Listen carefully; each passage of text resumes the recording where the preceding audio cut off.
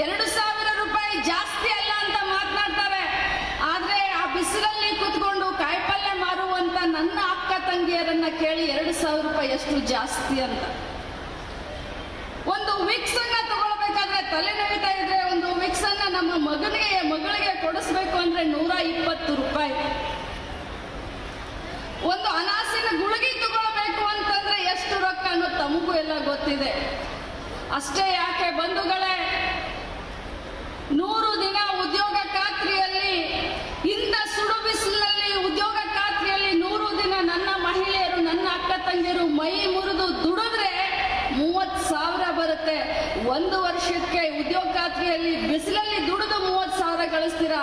ನಿಮ್ಮಂತ ಸ್ವಾಭಿಮಾನಿಗಳಿಗೆ 24,000 ಬರೀ ನನ್ನ ಇಲಾಖೆಯಿಂದ 1 ವರ್ಷಕ್ಕೆ ಗೃಹಲಕ್ಷ್ಮಿಯನ್ನ.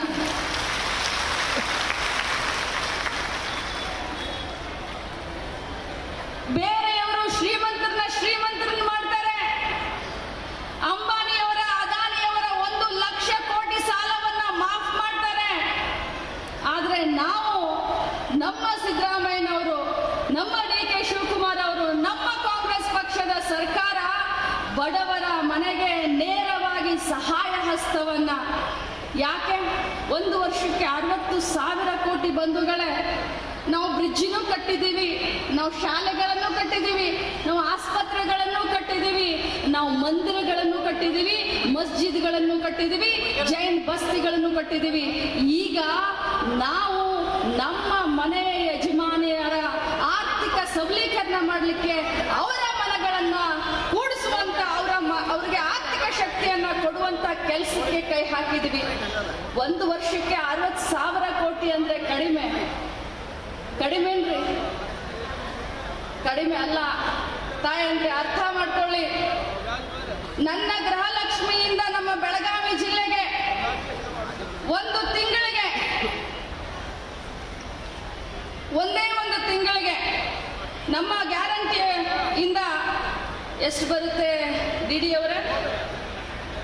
212 ಕೋಟಿ. ಎಷ್ಟ್ರಿ? ಸ್ವಲ್ಪ ಜೋರಾಗಿ ಹೇಳಿದ್ರೆ ಎಷ್ಟ್ರಿ? ನಮ್ಮ ಜಿಲ್ಲೆಗಷ್ಟೇ 212 ಕೋಟಿ. ಕಡಿಮೆ ಆಯ್ತಾ ಯವ್ವ? ಕಡಿಮೆ ಆಯ್ತೇನ್ರಿ ತಂಗಿ? ಬರೀ ನಮ್ಮ ಇಲಾಖೆಯಿಂದ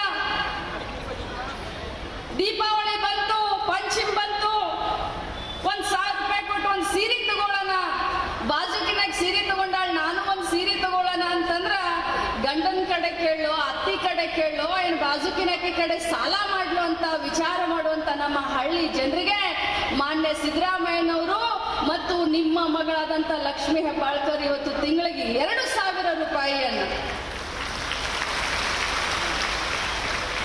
ನಾನು ಯಾಕೆ ಇದನ್ನ ಪದೇ ಪದೇ ಹೇಳ್ತಾ ಇದ್ದೀನಿ ಅಂತಂದ್ರೆ, ನಾವೆಲ್ಲ ಸುಧಾರಣೆ ಮಾಡಬಹುದು, ಆದ್ರೆ ನಿಮ್ಮ ಆರ್ಥಿಕತೆಯನ್ನ ಸುಧಾರಣೆ ಮಾಡಲಿಕ್ಕೆ ಇದು ನೀವು ಸಹಕಾರಕ್ಕೆ ಮಾಡಿದ್ರಿ, ನೀವು ಆಶೀರ್ವಾದ ಮಾಡಿದ್ರಿ, ನಿಮ್ಮಿಂದನೇ ನಮ್ಮ ಸರ್ಕಾರ ಬಂತು. ಆ ಒಂದು ಉಪಕಾರ ಸ್ಮರಣೆಗೋಸ್ಕರ ನಾವು ಕೊಟ್ಟಂತ ಭಾಷೆಯಂತೆ ನಾವು ನಡೆದುಕೊಳ್ತಾ ಇದ್ದೀವಿ.